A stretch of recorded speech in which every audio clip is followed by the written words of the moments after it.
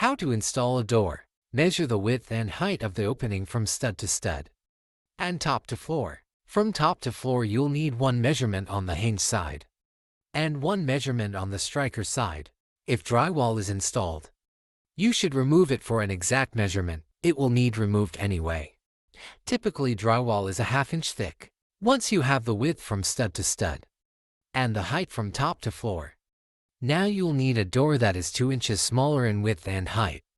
This will allow space for the door jamb and to plumb and level the door.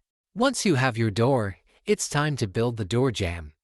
Starting with the hinge side, align the board next to the door and ensure the board extends an 1/8 inch on top.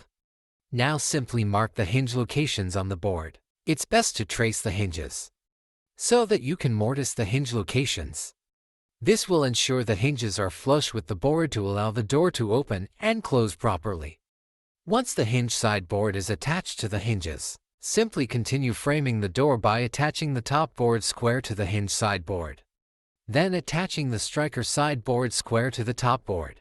Ensure the length of both the hinge side and striker side match the top to floor measurements.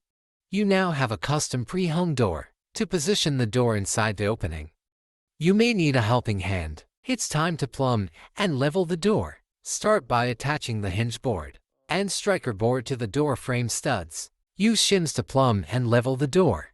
Ensure the door opens and closes freely, remaining level throughout, tightening the screws. Install and test the striker plate. Install door stop. Install casing, and you're ready for paint.